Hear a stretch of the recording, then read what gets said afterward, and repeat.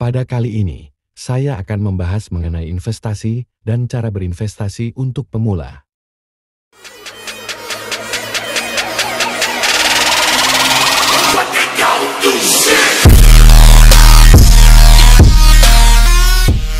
Sebelum kita membahas lebih lanjut seputar jenis-jenis investasi dan cara berinvestasi, ketahuilah bahwa investasi merupakan kegiatan penempatan dana pada satu atau lebih dari satu jenis aset selama periode tertentu, dengan tujuan mendapatkan penghasilan atau peningkatan nilai. Secara sederhana, investasi adalah salah satu alat untuk mewujudkan tujuan-tujuan keuangan kita.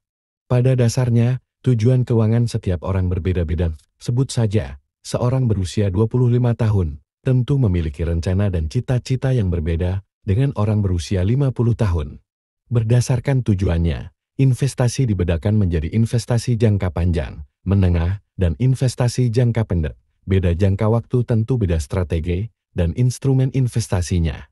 Jenis investasi berdasarkan tujuannya. Investasi jangka pendek.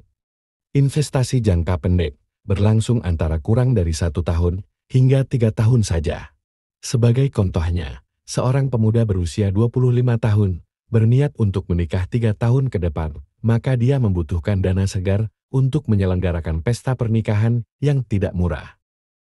Mengingat akan kebutuhan itu, maka pemuda tersebut disarankan untuk berinvestasi di instrumen rendah risiko dalam artian memiliki fluktuasi nilai yang stabil, likuiditas yang tinggi, sehingga mudah dikonversikan dalam bentuk cash, serta bisa menghasilkan pendapatan tetap.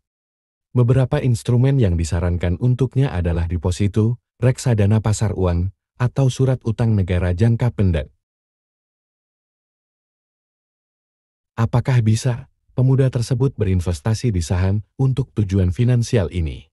Bisa, namun tentu saja kurang disarankan.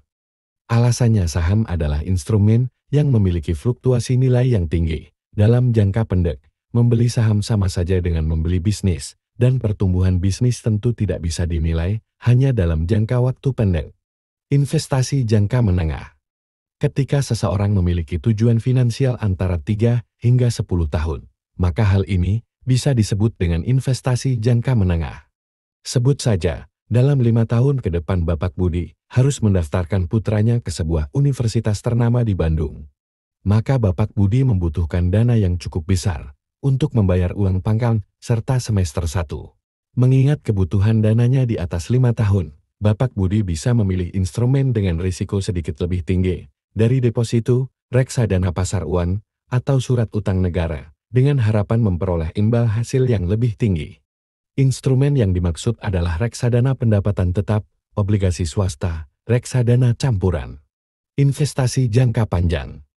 Ketika tujuan investasinya di atas 10 tahun, maka investasi ini sudah masuk dalam kategori investasi jangka panjang. Tujuan-tujuan investasi itu bisa berupa biaya pendidikan anak, biaya penyelenggaraan pesta pernikahan anak, pembelian aset ke anak cucu, dan dana pensiun. Semakin panjang periode investasi, makin fleksibel seseorang memilih instrumennya. Mereka bisa memilih instrumen dengan risiko rendah, moderat, tinggi, maupun instrumen yang tidak dapat dikonversi dengan cepat. Beberapa instrumen yang bisa dipilih untuk investasi jangka panjang antara lain logam mulia, reksadana saham, hingga properti. Cara berinvestasi. Tidaklah sulit untuk berinvestasi, mengingat di era digital seperti saat ini, informasi mengenai instrumen investasi atau riset pasar sangatlah mudah didapat. Namun, investasi tentu tidak bisa dilakukan secara sembarangan. Berikut adalah cara berinvestasi yang baik agar bisa mewujudkan tujuan keuangan kita. Merencanakan keuangan untuk masa depan memang sangat penting, namun jangan pernah sepelekan hal-hal yang menjadi perhatian dan prioritas di masa kini.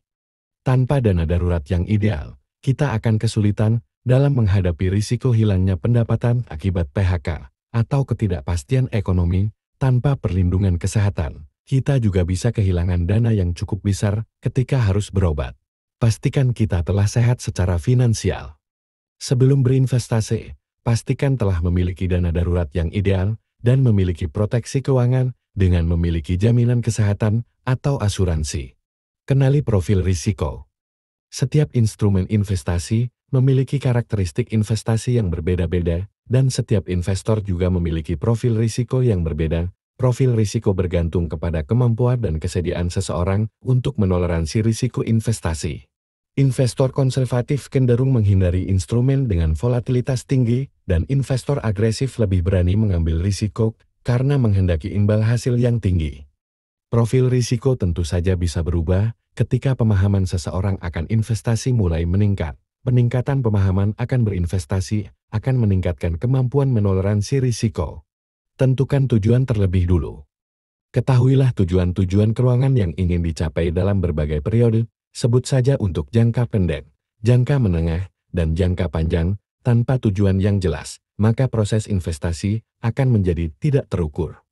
Setelah menentukan tujuan, tentukan pula kebutuhan dana untuk merealisasikannya. Kita bisa memulai proses investasi setelah memahami kebutuhan dana. Gimana rekan-rekan, cukup jelas atau cukup pusing? Tinggalkan kritik dan sarannya di kolom komentar.